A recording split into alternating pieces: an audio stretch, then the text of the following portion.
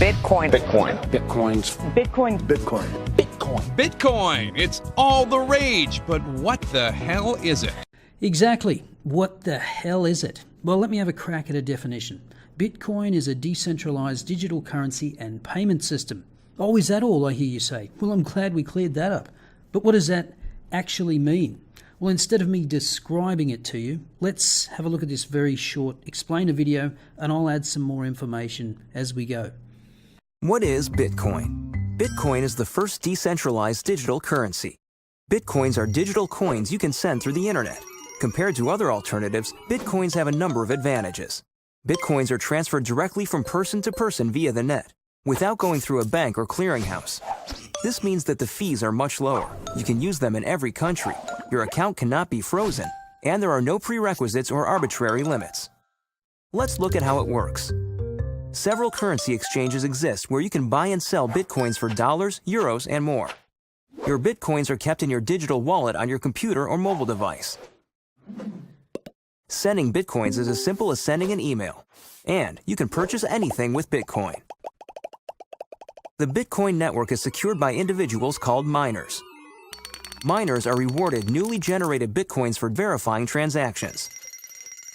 After transactions are verified, they are recorded in a transparent public ledger. Okay, let's start with the obvious. There are no notes, no coins, just bits and bytes. Now, if you're like me, you may already transact electronically for most things, but unlike paying via credit card or sending money through PayPal, there's no financial institution skimming off fees along the way. So a big plus is there are no transaction costs. And as the video noted, transactions are verified by individuals known as miners, and in return, the miners get paid in Bitcoin. Now, just to clarify, miners can be anyone with a PC anywhere in the world with an internet connection, and miners aren't sitting in front of the computer all day verifying transactions. You can be a miner just by downloading some software and installing it on your computer and letting it run while you're at work. But before you rush out and buy a dozen computers, set them up in your spare bedroom and start mining Bitcoin, you might want to consider that the amount of Bitcoin you earn may not even cover the costs of the electricity it takes to power your computers. Then the video states that once the transactions are verified, they are recorded in a transparent public ledger. As you can see, the entries are simply sequences of numbers and letters, or blocks, and the ledger is what's known as the blockchain. Thus, although the ledger is public, the users have anonymity, or more precisely, pseudonymity. But of course, if you have a personal data breach and someone gets hold of your secret key, you can lose your Bitcoin. There's a little more in the explainer video, but nothing really of consequence. So the main advantages of Bitcoin is there are no transaction costs, it's a decentralized system, and it's anonymous. So obviously we'd all like to do away with transaction costs if we could, but what other benefits does decentralization bring? Well, perhaps you're someone that doesn't trust central banks that can just print money into existence whenever they feel like it. The ECB, the Bank of Japan, and the Federal Reserve have all engaged in quantitative easing in recent years, and in some cases continue to do so. A more extreme example, of course, was Zimbabwe. This $100 trillion note back in 2009 would have been just enough to buy you a loaf of bread. So Bitcoin obviously appeals to the hard money types that don't want to see the value of their money inflated away at the whim of a central bank.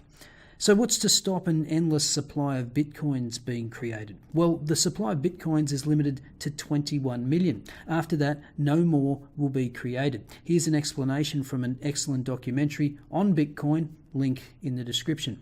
What you could think of as like every 4 years, about half the remaining Bitcoins are given out. Okay, so for the first 4 years, every 10 minutes, 50 were given out. Next 4 years, 25, and then next, and so on. So eventually that kind of trails off, and in the year 2140, no more will be issued. And that's how we know there will only ever be 21 million Bitcoins created, because if you do the math, that series works out to 21 million. And if you're wondering, more than 75% or just over 16.5 million Bitcoins are in circulation to date.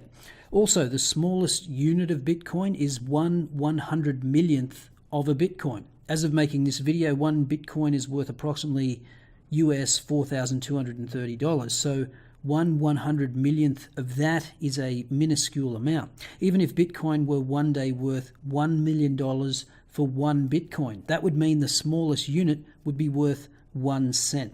So given that you can transact in tiny amounts, another benefit of Bitcoin is the ability to engage in microtransactions. So the biggest opportunity that I see right now is microtransactions. So if I want to pay somebody 5 cents online today, it's not possible. Because in a card not present transaction, if I'm trying to use my credit card, which I'm inevitably doing online, there's no other way, I can't pay cash, can't jam it into the computer, there's a minimum of a 30% charge plus 2% of the transaction. So if I'm trying to charge you 5 cents and it's going to cost me 30 cents to do it, I can't do it. So if you remember the earthquake in Haiti a little while ago, Red Cross had this great campaign, you could text to send $1. That was a one-off thing. You haven't seen that again. And the reason was because in that one instance, everybody waived their fees. But in general, you have the same problem. If you want to send somebody $1, donate $1 to a charity, 30-something cents of that is going to go just to the payment processing, which means only 70% of your donation actually goes to the charity that you intended to give it to. That's not a very good way to do things.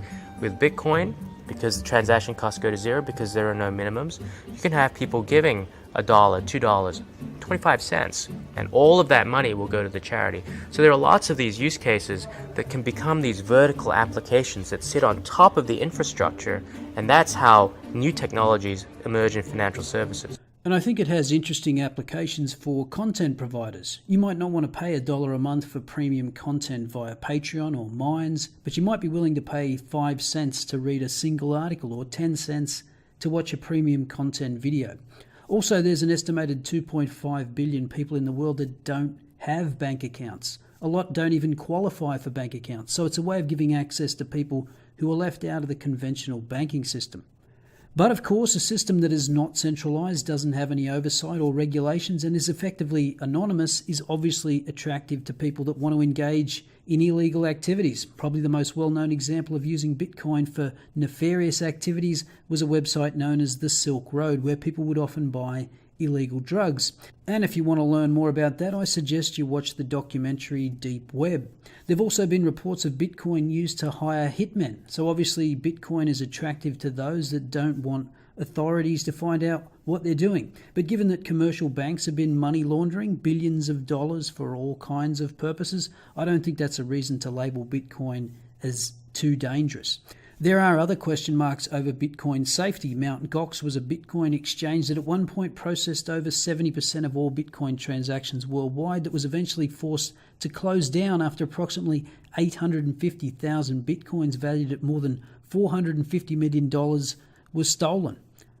So should you buy Bitcoin? I have absolutely no idea. If you bought $1,000 worth of Bitcoin when it first appeared 7 to 8 years ago, suffice to say you'd never have to work again in your life. It's more than quadrupled since the beginning of this year, but it's extremely volatile.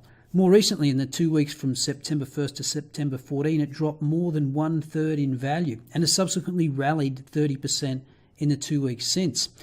Someone asked me in the comments of a video recently what I thought of Bitcoin, and I flippantly replied that I thought it was in a bubble. Now, I'd like to revise that statement. I don't pretend to know what Bitcoin is worth, and so I can't say whether it's in a bubble or not, but I do think there's a bubble in cryptocurrencies. Currently, there are over 1,100 cryptocurrencies out there, and with celebrities like Paris Hilton and Floyd Mayweather out promoting them, that's a giant red flag for me. So I'm generally positive on the blockchain technology. I think it has tremendous potential, and Bitcoin, having established itself as a viable digital currency, appears to be in the best position to take advantage of whatever opportunities come along. However, I think there will be a lot of carnage in the cryptocurrency space by the time the current mania comes to an end.